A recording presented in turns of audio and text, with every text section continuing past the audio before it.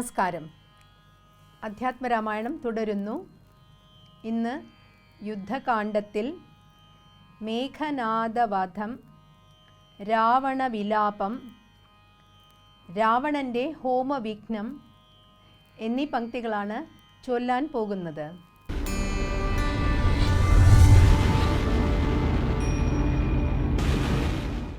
തൽക്ഷണേ ബാണം മഴ പൊഴിയും വണ്ണം ലക്ഷ്മണൻ തൂകിനാൻ ശക്രാരിമേനിമേൽ വൃത്രാരിജിത്തും ശരസഹസ്രേണ സൗമിത്രികവചം നുറുക്കിയിട്ടിടിനാൻ. നക്തഞ്ചരനും സുമിത്രാതനയനും ഘോരമായുണ്ടായ സങ്കരം കൊണ്ടൊരു സാരസംഭവനാദികൾ ചൊല്ലിനാർ.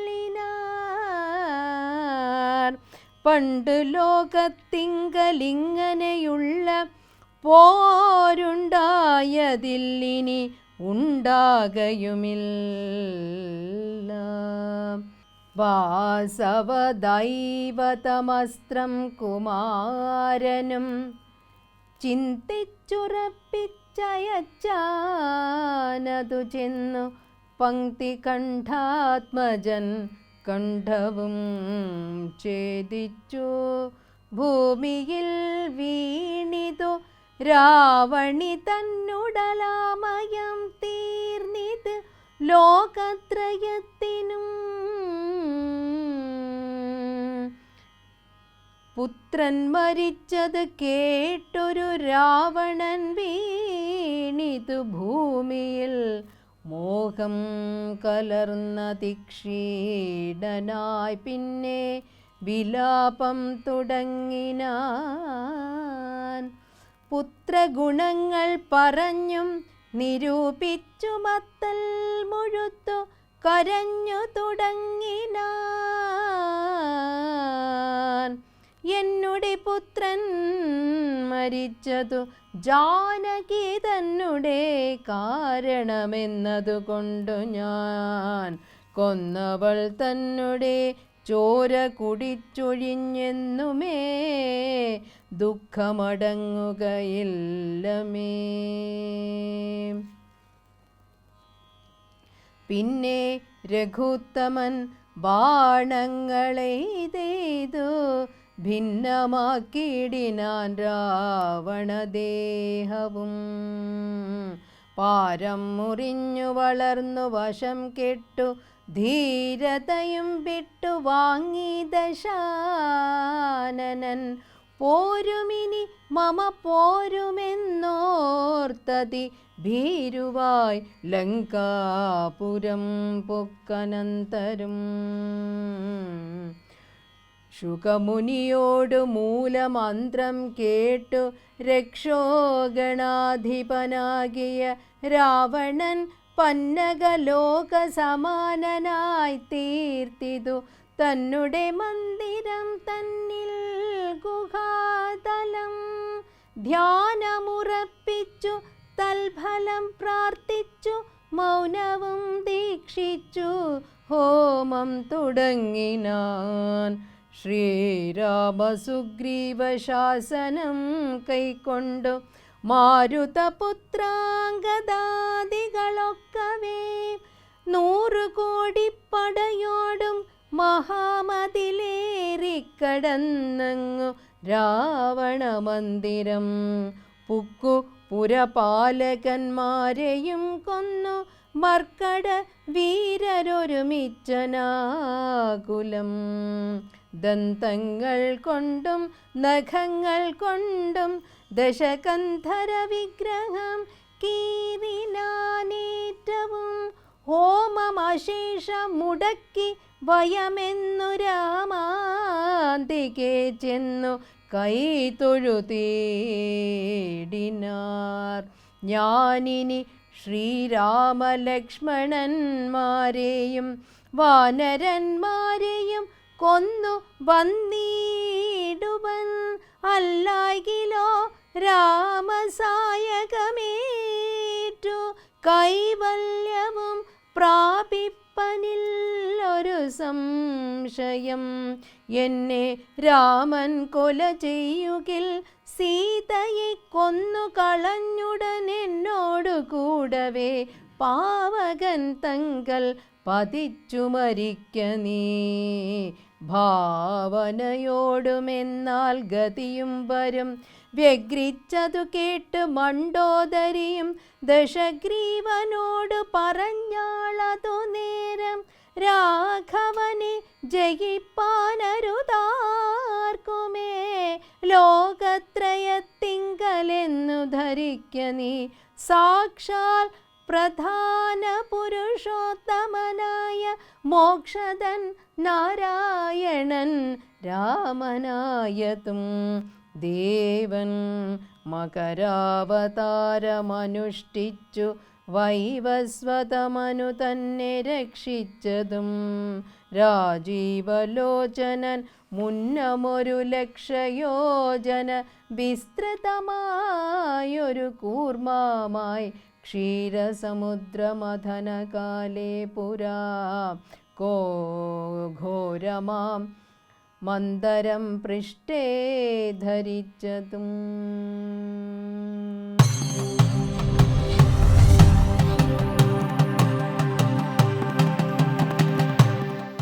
പ്രിയ സജ്ജനങ്ങൾക്ക് ഏവർക്കും രാമായണ മാസത്തിലേക്ക് സ്വാഗതം.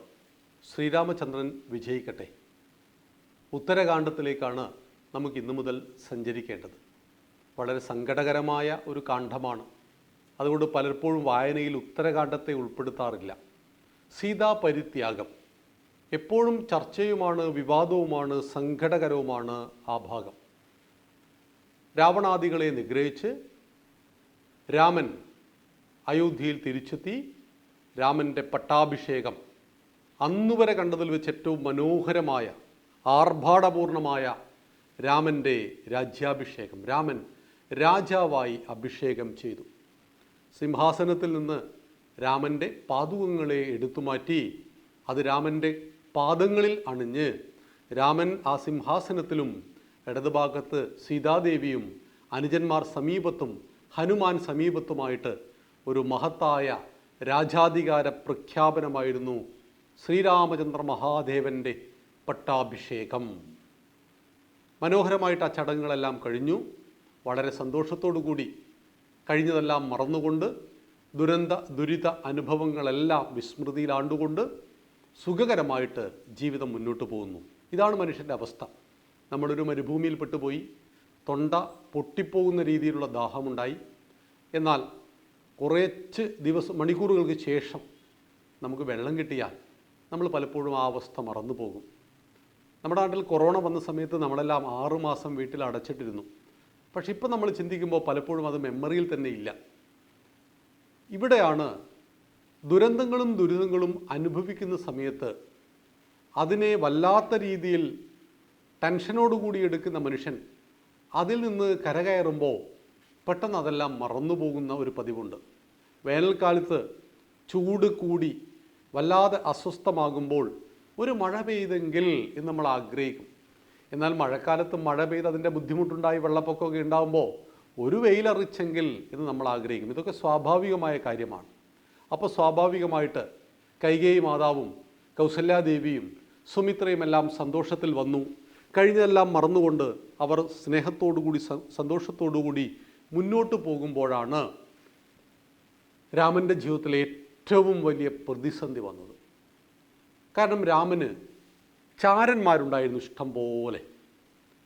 രാജ്യത്തിൻ്റെ പല ഭാഗങ്ങളിലേക്കും രാമൻ ചാരന്മാരെ അയച്ചിരുന്നു. എന്തിനാണ്? രാജാവിനെ കുറിച്ചുള്ള അഭിപ്രായം എന്താണ് പ്രജകൾക്ക്? ഭരണത്തിൽ രാജാവ് ശ്രദ്ധിക്കേണ്ട കാര്യങ്ങൾ എന്താണ്? രാജകുടുംബത്തെക്കുറിച്ച് എന്തെങ്കിലും അഭിപ്രായ വ്യത്യാസമോ ഭിന്നതയോ ഉണ്ടോ? ഇതെല്ലാം പരിശോധിക്കുവാനും യഥാസമയത്ത് രാജാവിനെ ബോധിപ്പിക്കുവാനും വേണ്ടിയുള്ളതാണ് ചാരന്മാർ. ഇത് ഒരു രാജാവിൻ്റെ ഉത്തമ ലക്ഷണമാണ്. രാജാവ് അറിയണം തനിക്ക് സമൂഹം നൽകുന്ന നിലയും വിലയും, സമൂഹത്തിൽ തനിക്കുള്ള സൽപ്പേരിനെക്കുറിച്ച്, തനിക്കുള്ള കീർത്തിയെക്കുറിച്ച്, തൻ്റെ പ്രവർത്തനങ്ങൾ ആരെയൊക്കെ വേദനിപ്പിക്കുന്നു എന്നതിനെക്കുറിച്ച്. നമ്മുടെ കേരളത്തിൽ ആശാ വർക്കേഴ്സ് 200 ദിവസത്തോളമായി സമരത്തിലാണ്. എപ്പോഴും രാജാവ് ഒരു പ്രജ സമരം ചെയ്യുമ്പോൾ, ഒരു സമരമാർഗം അവലംബിക്കുമ്പോൾ രാജാവിൻ്റെ ഹൃദയം പടക്കണമെന്നാണ് വിശ്വാസം. കാരണം ഒരാളും തൻ്റെ അവകാശങ്ങൾക്കും വേണ്ടിയിട്ട് സമരം ചെയ്യേണ്ട അവസ്ഥ ഉണ്ടാകാത്ത നാടിനെയാണ് ധാർമ്മിക രാജ്യം എന്ന് പറയുന്നത്. കണ്ടറിഞ്ഞ് നൽകുന്നവനാണ് യഥാർത്ഥ ഭരണാധികാരി എന്ന് പറയും. കാരണം രാജ്യത്തിൻ്റെ സമ്പത്തെല്ലാം രാജാവിൽ കേന്ദ്രീകരിച്ചിരിക്കുന്നു. രാജാവ് അതുകൊണ്ട് വ്യക്തിപരമായിട്ട് സുഖഭോഗങ്ങൾ അനുഭവിക്കുന്നത് തെറ്റാണ്. മറിച്ച് അവസാനത്തെ പ്രജയും അർഹിക്കുന്നത് കൊടുക്കുവാൻ രാജാവിന് വ്യവസ്ഥിതി ഉണ്ടാകണം. അതുകൊണ്ട് തന്നെ പ്രജകൾക്ക് തന്നെക്കുറിച്ചുള്ള ഭരണത്തെക്കുറിച്ചുള്ള അഭിപ്രായങ്ങൾ അറിയാൻ വേണ്ടിയിട്ടാണ് ഈ ചാരന്മാരെ വെക്കുന്നത്. അങ്ങനെ ഒരു ദിവസം ഈ ചാരന്മാരോട് സംസാരിച്ചു കൊണ്ടിരിക്കെ ഭദ്രൻ എന്ന ചാരൻ്റെ മുഖത്ത് വല്ലാത്തൊരു വിഷമം കണ്ടു. ബാക്കി എല്ലാ ചാരന്മാരോടും പോകാൻ പറഞ്ഞു. ഭദ്രനെ അവിടെ നിൽപ്പിച്ചു. അപ്പോൾ ചാരന്മാർ പ്രശംസ കൊണ്ട് മൂടുമ്പോൾ രാജാവ് രാമൻ പറയും, പ്രശംസ വേണ്ട, എനിക്ക് വേണ്ടത് വിമർശനങ്ങളാണ് എന്ന്. നോക്കൂ, എന്തൊരു മഹത്തായ ഒരു കാഴ്ചപ്പാടാണ്.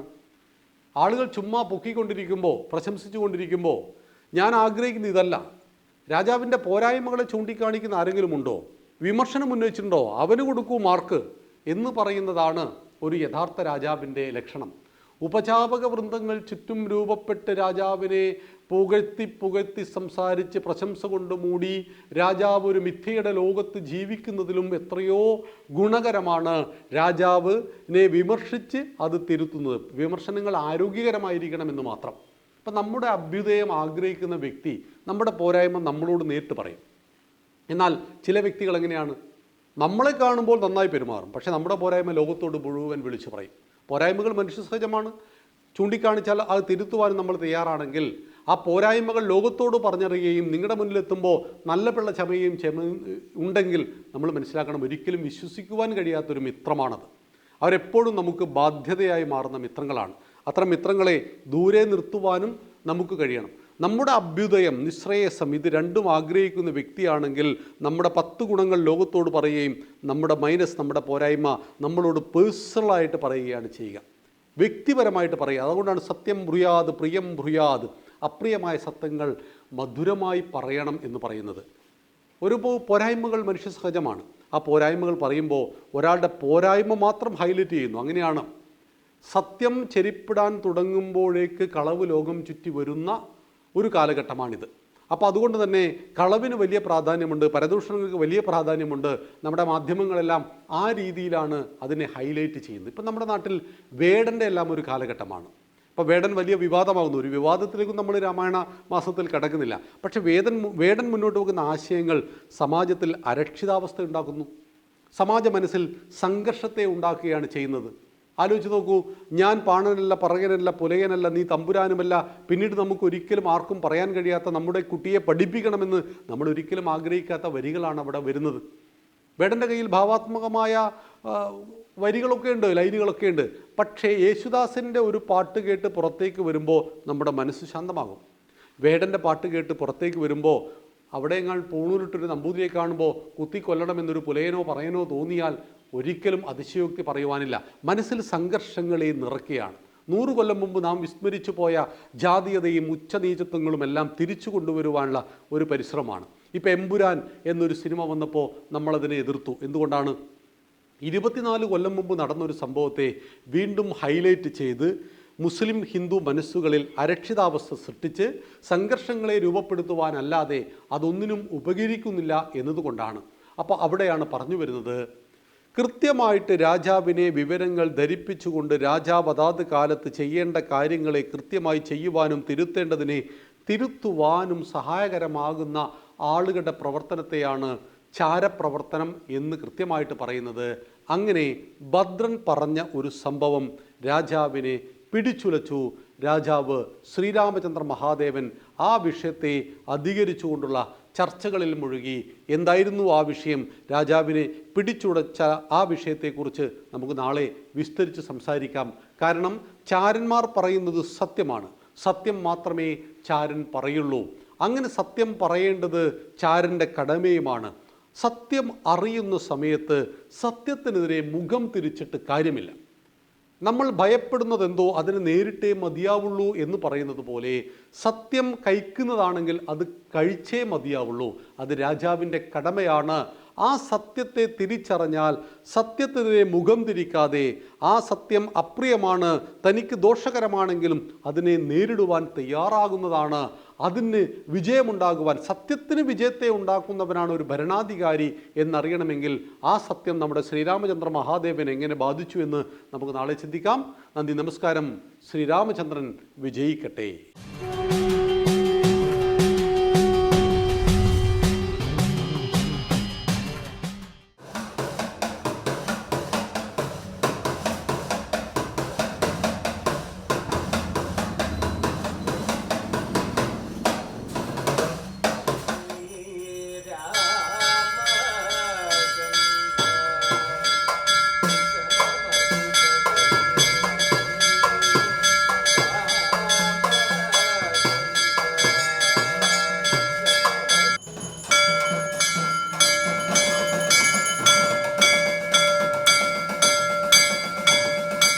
രാമമന്ത്രങ്ങൾ മുഴങ്ങുന്ന ഭവ്യസുന്ദര ക്ഷേത്രം.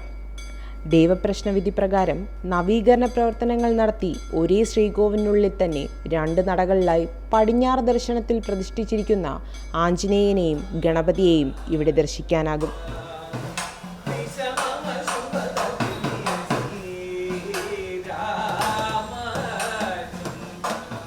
കരമന തളിയിൽ ആഞ്ജനേയ ക്ഷേത്രത്തിൻ്റെ മാത്രം പ്രത്യേകതയാണ് ഇത്.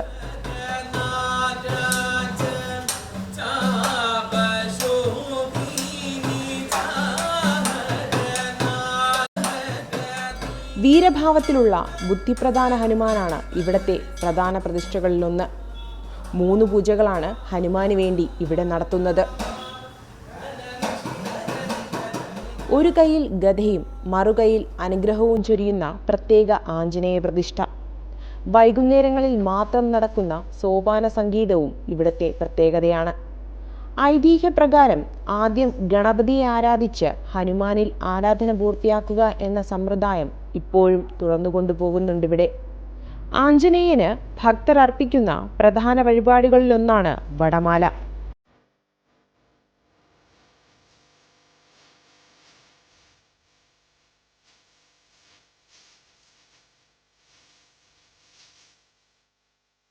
ഇവിടുന്ന് ഹനുമാൻ്റെ പ്രതിഷ്ഠ, ഗണപതിയുടെ പ്രതിഷ്ഠ, പിന്നെ നവഗ്രഹ പ്രതിഷ്ഠ, പിന്നെ നാഗരൻ്റെ ഇവിടെ സാന്നിധ്യം ഉണ്ടായിരുന്നു. മുമ്പ് നാഗരൻ്റെ സാന്നിധ്യം കൊണ്ടായിരുന്നു നാഗരൻ്റെ പ്രതിഷ്ഠയുണ്ട്. ഈ ഹനുമാനും ഗണപതിയും ഒരു ശ്രീകോവിലിനകത്താണ് ഹനുമാനും ഗണപതിയും ഇരിക്കും. സാധാരണ അങ്ങനെ കാണാൻ പറ്റില്ല പുറത്തൊക്കെ. നമ്മൾ ശാസ്ത്രം അനുസരിച്ച് നോക്കുകയാണെങ്കിൽ അങ്ങനെ വരില്ല. അപ്പോൾ ഇവിടുത്തെ ഈ മുമ്പ് ചെറിയ ക്ഷേത്രമായിരുന്നപ്പോൾ ഒരു ഇതിനകത്ത് ഉണ്ടായിരുന്നത് ഗണപതിയും ഹനുമാനും ചേർന്നാണ് ഉണ്ടായിരുന്നത്. ഒരു പീഠത്തിൻ്റെ അടുത്താണ് 2 പേരുമായിട്ട് ഉണ്ടായിരുന്നത്. അപ്പോൾ അതിന് പുതിയ ക്ഷേത്രം പണിയപ്പോൾ പ്രത്യേക ക്ഷേത്രം, ഗണപതിക്ക് പ്രത്യേക ക്ഷേത്രം പണിയാമെന്ന് നോക്കിയപ്പം ദേവപ്രശ്നത്തിൽ പറഞ്ഞാൽ പാടില്ല, അവർ 2 ഒരുമിച്ചാണ് ഇരുന്നത്. ആ ഒരുമിച്ച് ചെയ്യണം എന്നുള്ളതാണ് ഒരേ ശ്രീകോവിലിനകത്ത് 2 നടയായിട്ട് 2 പ്രതിഷ്ഠയായിട്ട് വരുന്നത്. അത് കാരണം അതാണ്.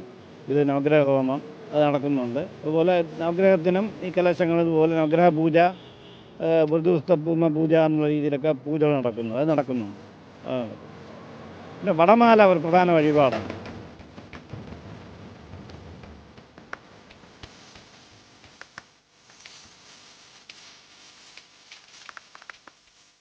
അനന്തപുരിയിൽ അത്യപൂർവമായി മാത്രം കാണുന്ന പത്നി സമേത നവഗ്രഹ പ്രതിഷ്ഠകളിലൊന്ന് ഇവിടെയാണ്.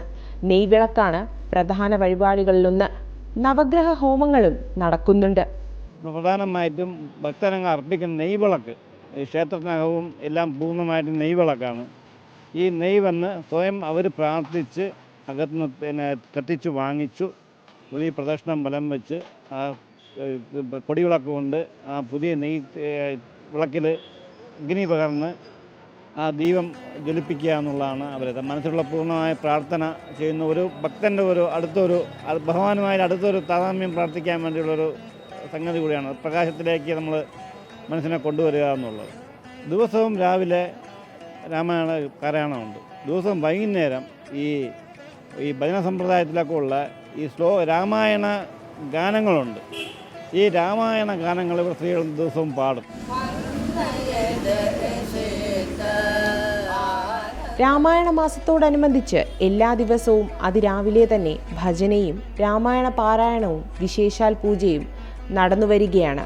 ഏകശ്ലോക രാമായണവും കീർത്തനങ്ങളും വൈകുന്നേരങ്ങളിൽ ഇവിടെ പാരായണം ചെയ്യുന്നുണ്ട്. ഈ ക്ഷേത്രത്തിൽ ഒരു വലം വന്ന് ഒരു നെയ്വിളക്കേറ്റുന്നവർക്ക് അതിൻ്റേതായ ഐശ്വര്യമുണ്ടാകുന്നു എന്നുള്ളതാണ് സങ്കല്പം. ഉദ്ദിഷ്ട കാര്യസിദ്ധി ആഞ്ജനേയനും വിദ്യാഗണപതിയുമാണ് നമ്മുടെ പ്രതിഷ്ഠ. രണ്ടുപേരും വേർപാടില്ലാതെ ഒരേ ഗ്രഹത്തിനുള്ളിൽ തന്നെയാണ് നിലകൊള്ളുന്നത്. അതുകൊണ്ട് ഈ രണ്ടുപേരെയും ഒരു പ്രദക്ഷിണം വന്നേറ്റുന്ന നെയ്വിളക്ക് വളരെ ശ്രേഷ്ഠമായിട്ടാണ് ഈ പ്രദേശവാസികളുടെ വിശ്വാസവും.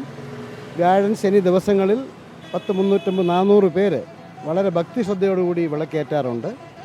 നവഗ്രഹ പ്രതിഷ്ഠയുണ്ട്. നമുക്ക് ദമ്പതി നവഗ്രഹ പ്രതിഷ്ഠയാണ് നമ്മൾ ക്ഷേത്രത്തിൽ ചെയ്തിട്ടുള്ളത്. ദമ്പതികളോടുകൂടിയുള്ള നവഗ്രഹ പ്രതിഷ്ഠ ആയതിനാൽ ഗ്രഹങ്ങളുടെ ദോഷം മാറാൻ വളരെയേറെ ഉപകാരം ചെയ്യുന്നുവെന്നും അതിനുള്ള അനുഗ്രഹം കിട്ടുമെന്നുള്ളതാണ് ജനങ്ങളുടെ വിശ്വാസം.